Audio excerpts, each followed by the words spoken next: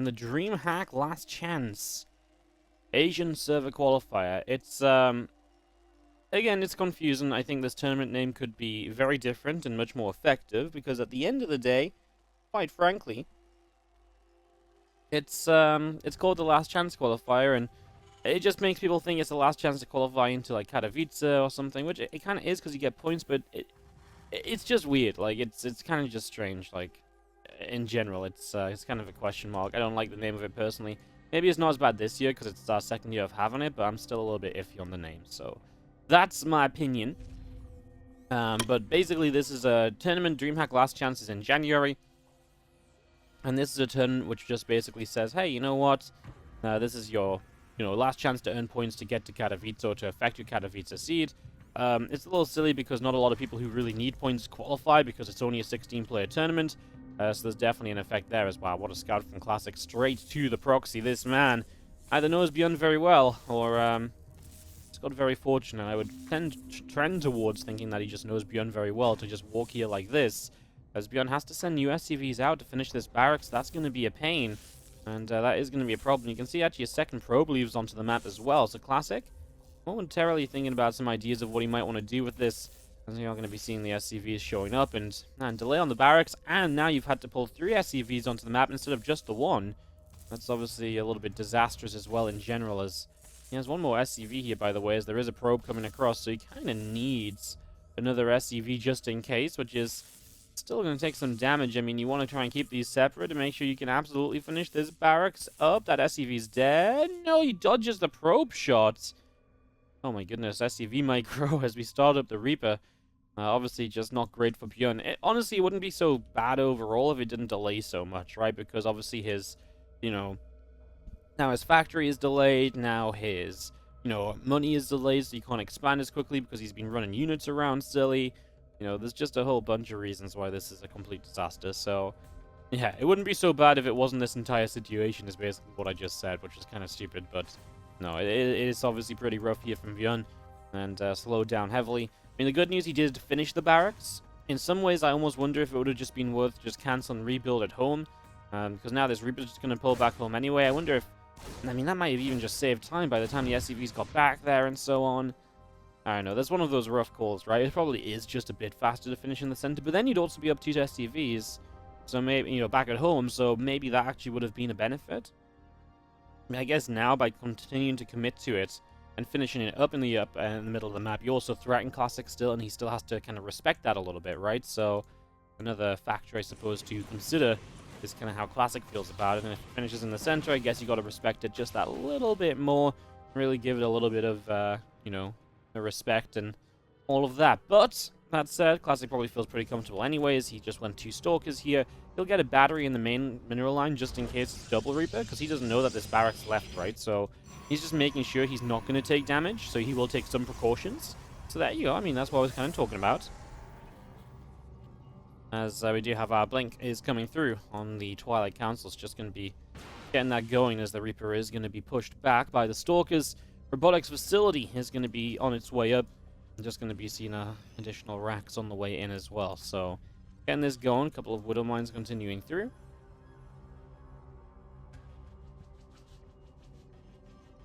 I'm just going to be seeing our CC moving off over to the low ground. Starpod's going to move over to the tech lab.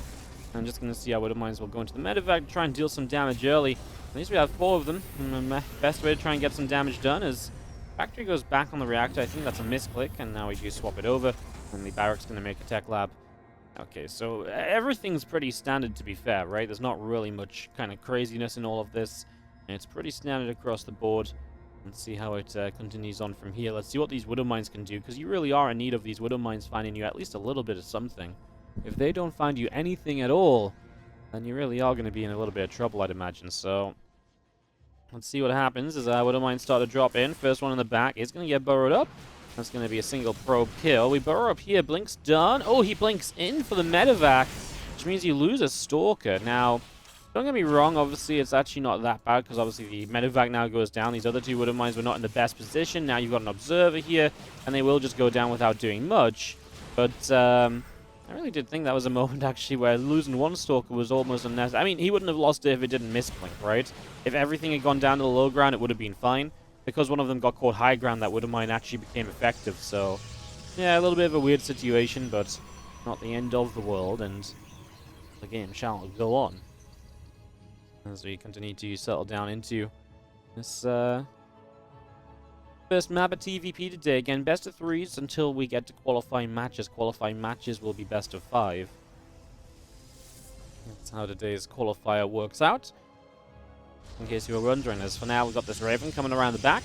It's going to come through. I love that little order turret just behind the, kind of behind the gateway. I wonder if it was even good, though, because in a way, like, yeah, it protects it from Zealots, but you know there's no Zealots, so why not just put it closer to the mineral line and have a bigger effect, a bigger impact on all of these probes, make them pull further away, perhaps. Can't complain, though. We got 3 worker kills, so it's not that bad. ByuN only trails Classic by what? 4 SCVs, 5 SCVs? It really isn't bad at all. His third base wasn't the fastest third out there. Something worth keeping in mind. Like, I almost want to say I don't hate it for ByuN.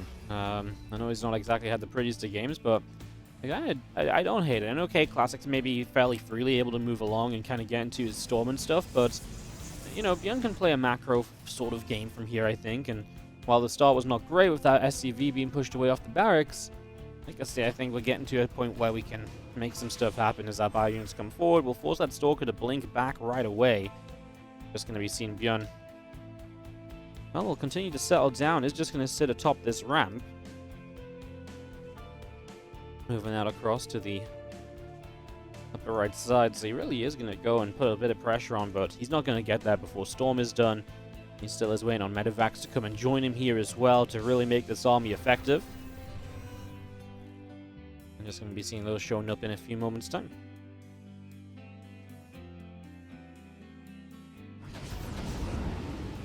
Why do I not use the WCS overlay? Because I think it sucks. I think everything's way too big, and I think it frustrates me immensely when I want to quickly check what the upgrades are, and it's like, hey, this is what this guy's APM is, and you have to wait 10 seconds for the upgrades to show back up.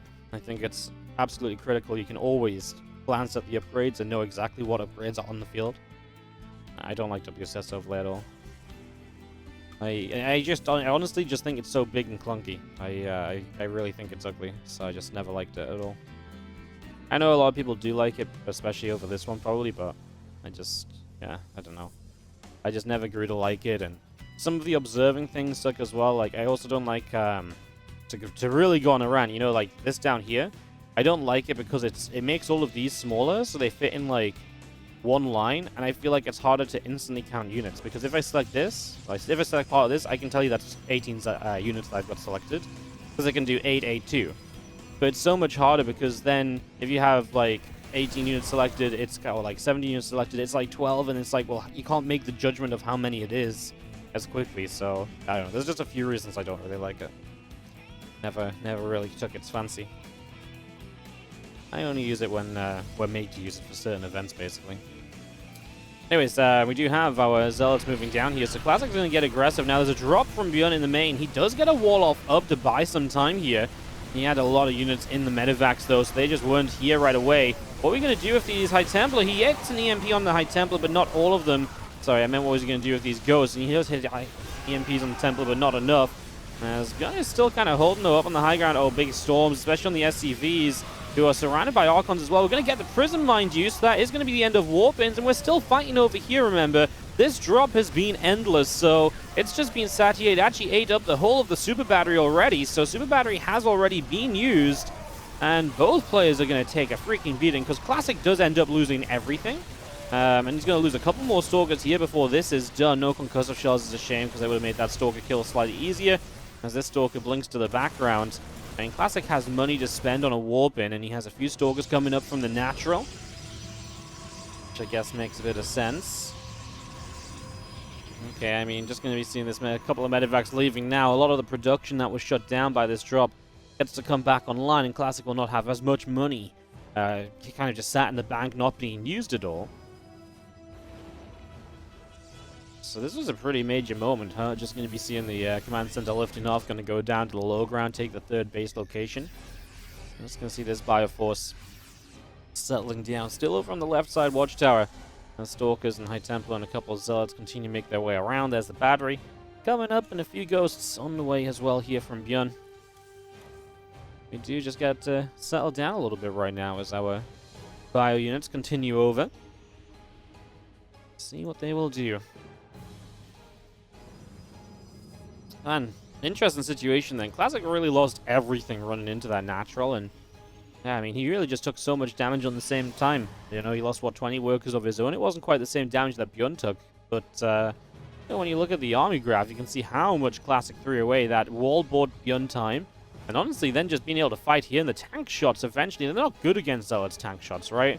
It takes a lot of tank shots to get rid of his Zealot. Generally, you think of that not being very effective, but in this case, it just had so much time to hit on the same group of Zealots that were all clumped up. It actually went really well. I wonder how much friendly fire was on the storms as well. That was probably something of a factor too, but it was so chaotic it was difficult to see exactly what the heck was going on.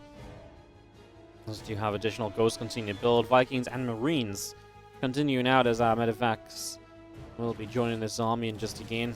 Escorting it around. One Marine here spots the probe, wanting to make a fourth base. We've rebuilt from those 60 supplies to 130 plus from both players. It's a 9 worker deficit from ByuN, but he does have a 20 army supply lead. Upgrades going to be even soon enough. The +1 armor is what we're waiting on from Classic for this to even out, and that's about 20 seconds or so away. So really not too far in the future to get those upgrades online and to work from there.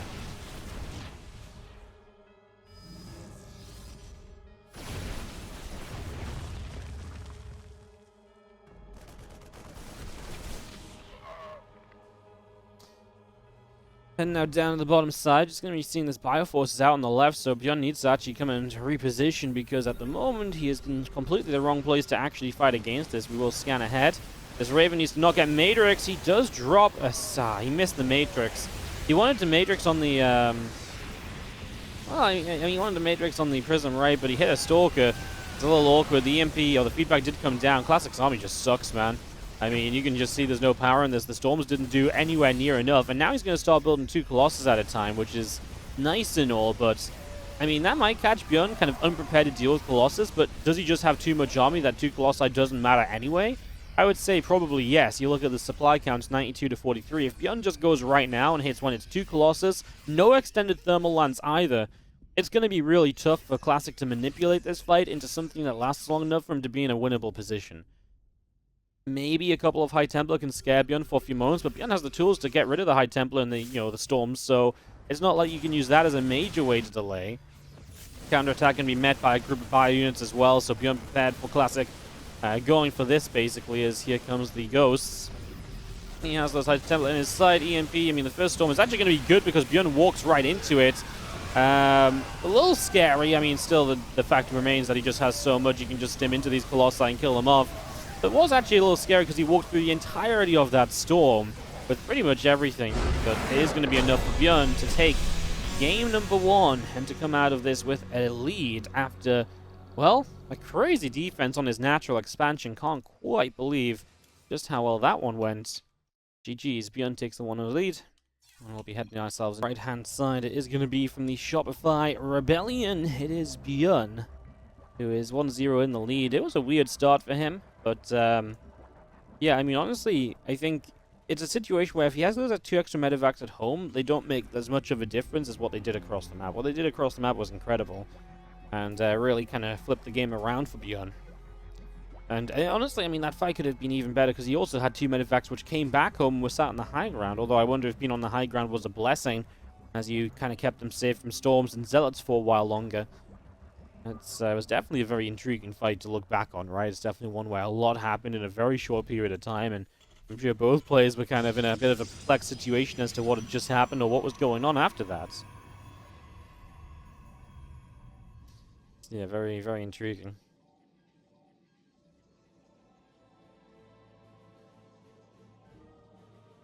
Looking at your guesses for max channel points in the chat: 10 mil, 3 mil, 20 mil, 5 mil. 2.2 mil, 800k. Okay, the closest guess so far is 20 million.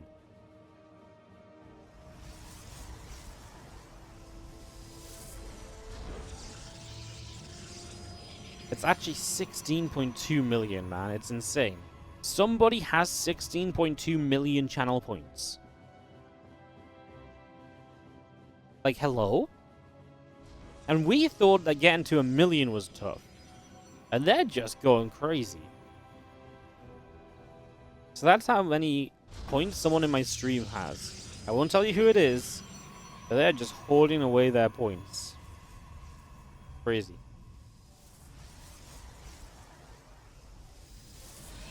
Alright, Classic top left and ByuN bottom right. He is going to build the barracks out the base initially here, so just a little bit of a mind game based on the last game. Curious Minds is a small map anyway, though, so I mean, not too surprising that this leads him into going into a factory before expanding, right? Because it just takes away a lot of the nonsense that the Protoss player can throw at you and just some of the crazier builds they can bring to the table. It just removes a lot of the successfulness they will find if they get aggressive, so I don't mind it from ByuN. In the end, Classic's just being very normal anyway. He goes for a Nexus pretty early on. He's going to follow that with the Twilight Council.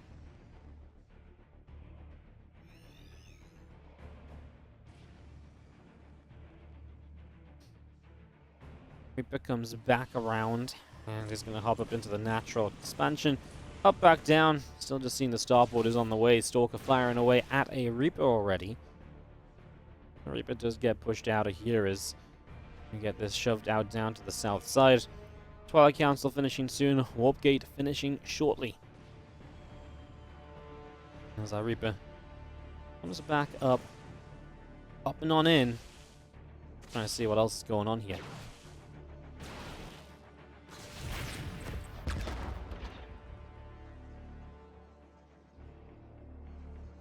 Reaper ends up going down. The blink is coming up on the Twilight Council. I'm just going to be seeing an additional gateway in the main base, so getting that ready to go. We're obviously still seeing ByuN with an expansion finishing, just not on the low ground just yet. It's going to lift off and move down to the natural.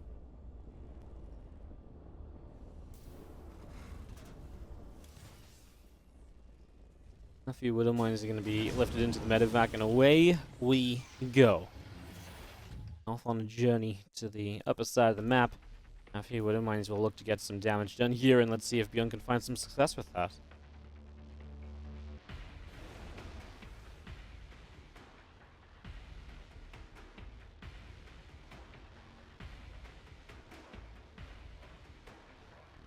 Raven is on its way on a follow-up right now. Just going to be seeing the barracks is coming through, and just going to be seeing the medevac flying through. I mean, it's actually kind of nice because you're in range of the Stalkers. He gets one of them. That is actually very nice already. And he's just going to pull the other Widow Mine back. I actually like that more when the other Widow Mine hadn't fired, because then it would have been protected by that Widow Mine unless you wanted to lose another Stalker. Now it feels like you lose a Widow Mine for not really any reason. You know, you could have just left it burrowed there and you would have been able to delay the probes from mining a bit longer, or at least sacrifice one more probe. So yeah, I feel like that was maybe a bit of a misplay from ByuN. I think the idea was good, it just developed too quickly, right?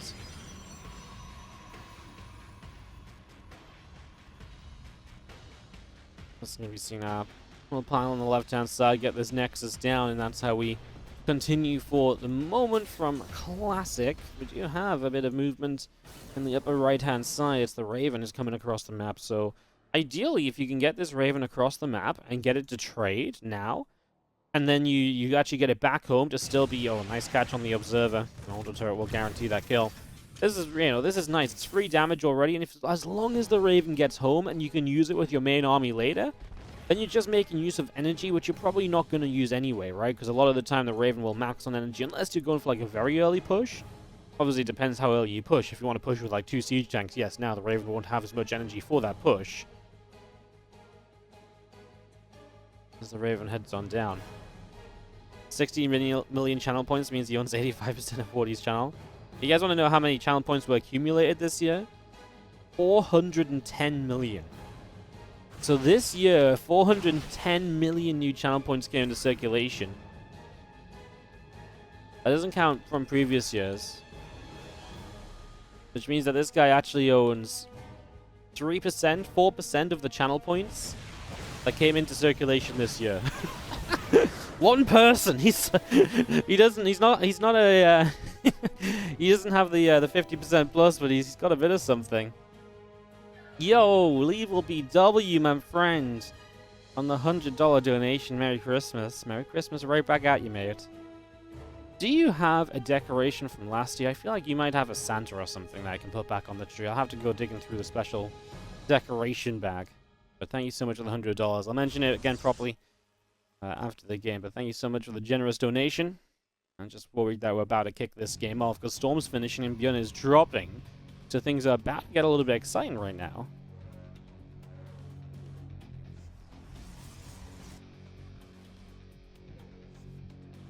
Artifacts up to the top side. Just gonna go and make a play, but Classic replaced the observer that was here with a pylon, so he still has vision in this direction, so that's a strong play. That's the correct play. Obviously just making sure he does have coverage of what his opponent is doing. He wants to make sure that this direction is in general safe. He does not want to get drops into his base. This observer is good at spotting as well. Classic is very aware of what's going on the map. He really holds the watchtowers until just now the top right got denied. He really sees his entire army movement, so he knows exactly where ByuN is at. As ByuN is about to see exactly where Classic is at, but maybe a little bit too late. Yeah, the moment he gains control of the watchtower, he sees the temple, he's like, I'm out of here. A couple stalkers do go down. It's not bad for ByuN. And obviously, if nothing else, just contesting this map control that Classic owns is absolutely brilliant. I do love that one observer that's just sat overhead here. I think that's a really cute position, and it's just something that gives you so much info. It basically watches over the entirety of the third base. And he also has down here this Prism, which, while not actually kind of like going to, stay here, it just again feels like Classic sees a lot of this map. He's retaking this watchtower as well. Nice denial from ByuN. He spots that observer. I think that's really important because you can't do anything without Classic knowing about it if that observer's still alive. So I think that's a really important one to get rid of. Really, really important. There's the Prism in the main. ByuN just loads up units to bring them in. He's got Vikings to chase the Prism down as well. Doesn't actually step it them properly right away, but he could cut it off, so it's still difficult to get out of here. The problem is if you stop to recall, you take a lot of damage in that process. He'll save the Zealots at least, and actually ByuN says, that's enough for me. The Zealots have dropped down. I'm not going to chase this Prism any further. Maybe afraid of being brought out of position. Maybe he just doesn't feel like killing the Prism is that effective or that much of a factor at this point in time, right? It's a possibility.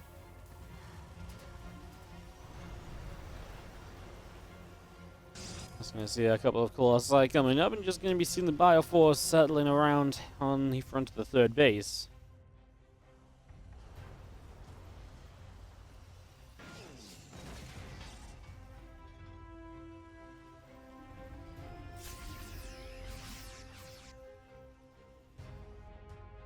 Bioforce is going to move through the bottom left and is just going to go after this Stalker, which just about gets out of here.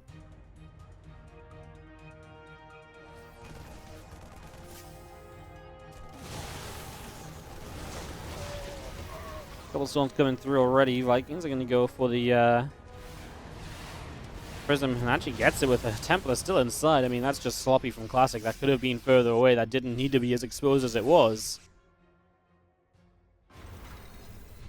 Taking the watchtower down to the bottom left and just seeing everything else continuing to gather on up.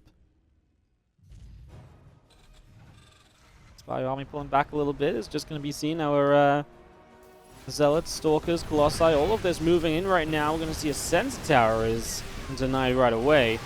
The Viking count, well, just takes a loss right there as the Stalkers blink in. So I think the Viking count's alright. I don't think it's amazing. 5. Against 4 Colossus, actually, you could argue that the Viking count needs to be double what it is already. So that's one part of this game where ByuN is lacking.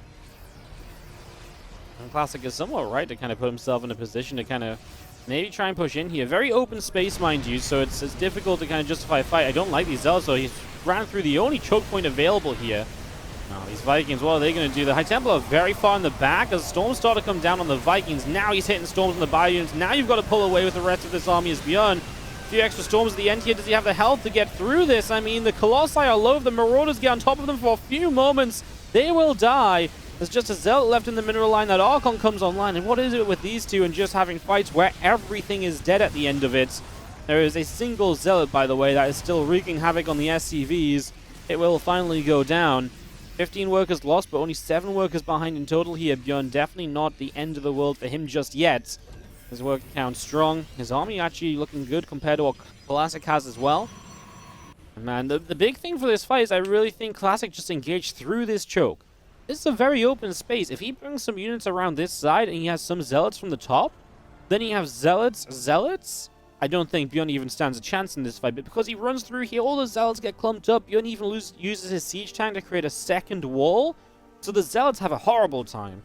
And because all of this is getting choked up and, can't do anything, the High Temp are so far back, they can't get in range to Storm until the very end of the fight. If those Storms are sooner, there's a lot more kills a lot faster, and ByuN's army really does melt, so Classic really could have engaged a lot better there for the simplicity of just spreading around the top side a little bit.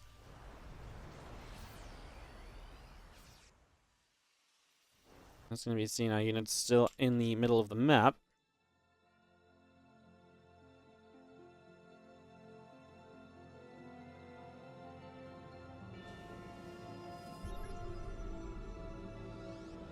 Just going to be scanning out, seeing what's going on.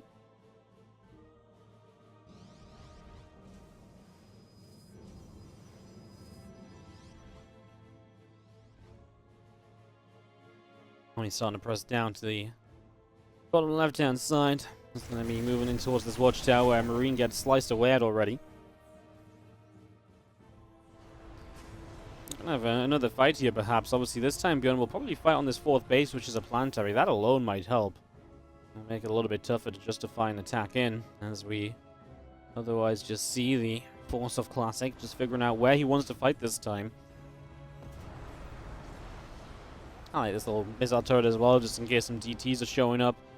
You never know when it might help a bit of damage against a Colossus or a Prism as well. As Classic makes his way down. About 9 supply ahead. A little bit of army supply advantage on Classic's side. Nice starting disruptor. Gets rid of the ghost right away. This is the problem for ByuN now. He's just going to give up the 4th. Okay, I don't like that he just gives up the 4th bases. He does get rid of the Prism pretty quickly. Now we're going to send the Vikings in. They eat a Storm right away. Now Stalkers are on top of them. Surely that's not going to be good for you. I mean, he's going to get another Colossus. I think he's got enough now to push up this ramp. If that disruptor doesn't go off. Which, oh, I thought he killed the disruptor. He killed the Colossus. It's just too many Archons, right? Too much kind of tankiness that can't be EMP'd down because there's no Ghost remaining. That's going to be Classic tying this series up 1-1 in the best of 3. That is I don't know what it is, but it will be something. Thanks so much for the $100. Really appreciate it as we kick off into Game 3. And an SCV is off on the map from ByuN, now Blue Terran in the bottom right corner of Berlingrad. Top left, our Red Pearls player from Alpha X is Classic. As I say, this SCV is already on a journey across to the left-hand side to, well, build up a barracks. So this time we're going to go back to the actual proxy. It's the closest proxy we've had so far in the series as well. The first game was more middle of the map. This one really is close to Classic space, so definitely a difference there already. As we get that started up, we see where this will go.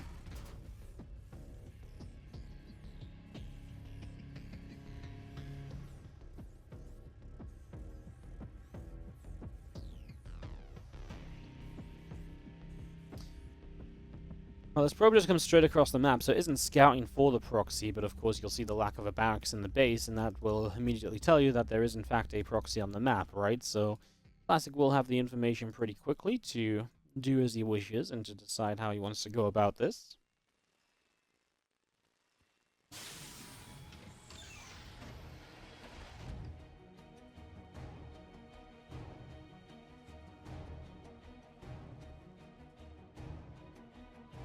Reaper from ByuN already coming through. I'm just going to be seeing the SCV going home. And probe, pretty good info, right? You get to see the factory as well. It's a nice little confirmation. And Classic will just start a low ground pylon. Doesn't bother with a Zealot, though. Just sort of believes he can deal with this without a Zealot. The biggest issue if you don't go Zealot is usually if the Terran player tries to build a bunker, because the Zealot really can just go down and tank Reaper shots to deny the SCV in the bunker for a while. Obviously, it's also nice sometimes if you can force this Reaper to run around a little bit more, rather than just being able to freely kind of pick away at probes. As the first probe actually got to pull back quite nicely. Now we're going to be looking for our second probe kill. Ooh, dangerous. He's going to loop around. He really wants that one probe at least. The other one that's low HP is already regenerating shields. And this Reaper has taken a lot of probe shots as the back and forth continues. So we'll be out with just one kill. And we do finish up a second Reaper, which is now moving forward to join the other. We actually know about the probe on the map. This SCV is tracking it. That's a nice recall as well. You know what? That's so painful for ByuN, because now he's chased this with the Reapers. He's not had the Reapers in the base this time. And you just don't get the probe kill, right? So that probe is saved, albeit costing you a bit of energy. Absolutely worthwhile, I would think. We do just have our Reaper's coming through again.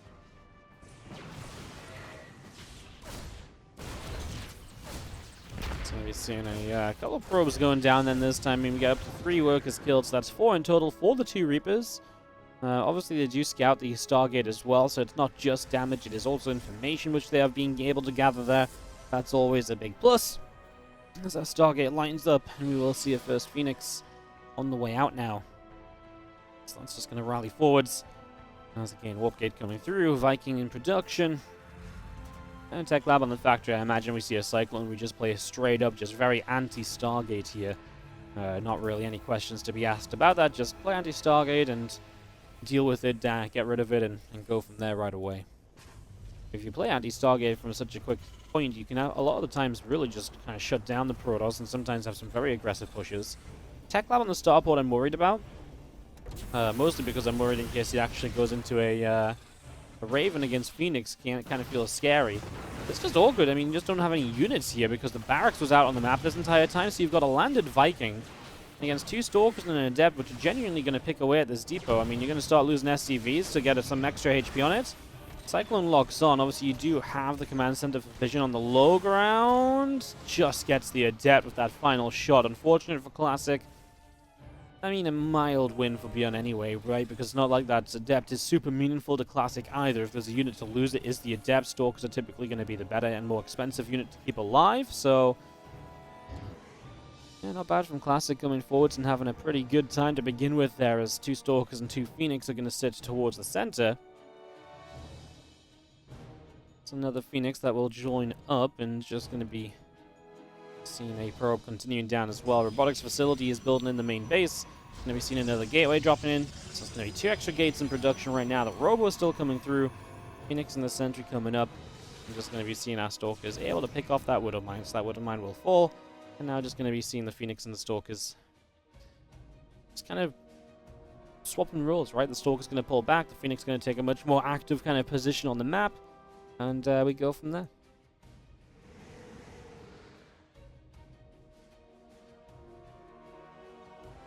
I'm going to be chilling down this bottom side for the moment and waiting for that chance to move in. Going to get a few SCVs, right? I mean, these Phoenix just going to get 3 SCVs. We'll find a Widow Mine. Cyclone gets a lock-on, mind you. In fact, that's a double lock-on. We turn around with one of the Phoenix to get the lift. Doesn't have the final shot, so the Phoenix both survive. And that's nice for Classic. Albeit low HP, so easier pickoffs for the future. That's definitely a factor, something to think about.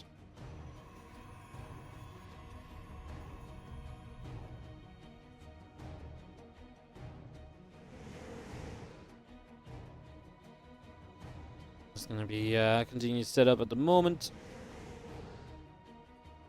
Just going to be seeing our stem +1. I think this is continuing to come on through here. So stem will be finishing up shortly and just going to be having ourselves Marauders and Marines still coming through. Forges coming up and just going to see the Colossus popping as we continue into this Phoenix Colossus style. Obviously very different from the Blink that we've been seeing up until now. So straight up in that regard, a very different approach from Classic. That in itself is kind of cool. So going to see extended thermal lance is on the way. And our combat shields coming up on the Terran side. I mean, the problem is against Phoenix Colossus is when you attack, there's no retreating, because if you try and retreat from Phoenix, they're just going to chase you down and constantly pick up units and hammer away at your unit count. So you need to be very sure about a fight you take against Phoenix Colossus, and it's just very difficult to do that a lot of the time. So that's why you don't see ByuN really super eager to move out initially. I mean, he sees a hallucination here, and he even resieges the tanks for a moment. He's like, oh, I'm not 100% sure how much I want to be on the map right now. Obviously, a lot you can do to kind of weaken this push as well. From Classic's point of view, you can really, bring some... you can really kind of shut down reinforcements with the Phoenix a little bit as well, right? There's a lot of ways to play it, as we are going to move into the middle. This army's going to meet. It's just not why ByuN wants to beat a fight, right?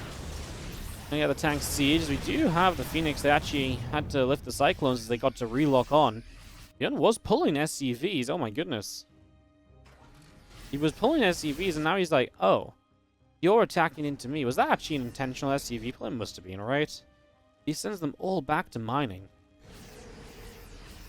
I'm so confused about his willingness to just then say, oh, right, then let's just go back to mine, because now surely you've got to play a whole different kind of situation.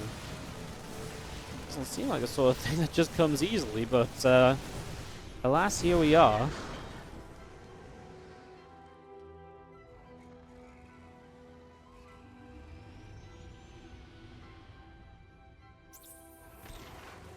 A bit of back and forth continuing, but nothing major coming of this just yet.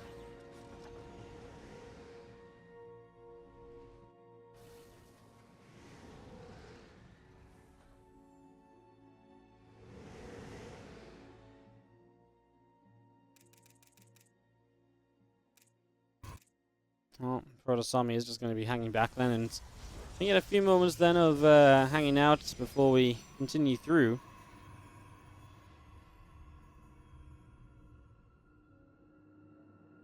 It's going to be seeing our armies might clash again here right now, so settling down for that possibility.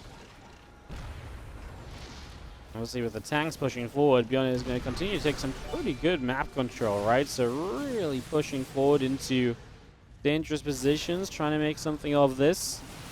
Obviously, Classic's not being able to stop him pushing, as ByuN still is committed to this attack quite heavily. He's got a lot of missile turrets coming up, wants to use those to aid him against the Phoenix, something for him to fall back into for sure.